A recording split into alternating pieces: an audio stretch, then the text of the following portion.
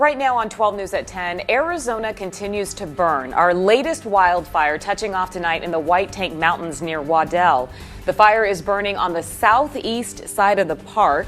Right now, we're being told it has burned 30 to 50 acres, and of course, conditions, unfortunately, very dry across Arizona. The Maricopa County Sheriff's Office helped evacuate hikers and bikers on some of the trails nearby.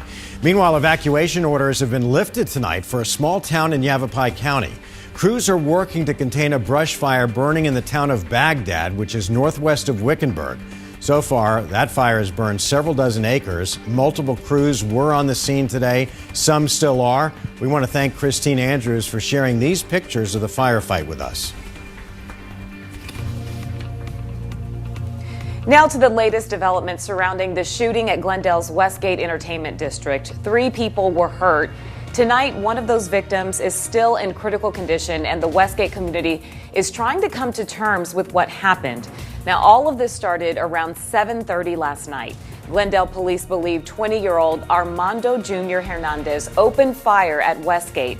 From the time the first 911 call went out, 5 minutes passed before police arrived.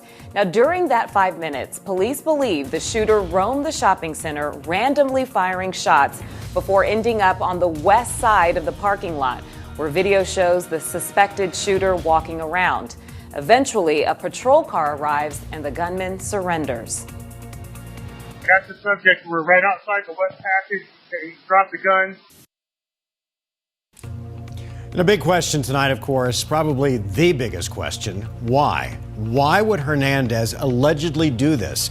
Glendale police say the 20-year-old talked about the shooting on social media and opened up while in custody last night, telling officers he went to Westgate with the sole idea of shooting people and admitted to detectives that he wanted to have at least 10 victims. Hernandez explained to investigators that he was bullied and he'd been rejected by women over the years. He went on to describe himself as celibate with a dark side. And a former high school classmate and friend of Hernandez told us today that he was a troubled kid with anti-government ideas who often kept to himself. Never used to talk, about shooting people in high school and stuff like that. When he got out, he went a little bit crazy. I don't want to be mean, but I feel like he was a loner in school. So I think he wanted to put his name out there.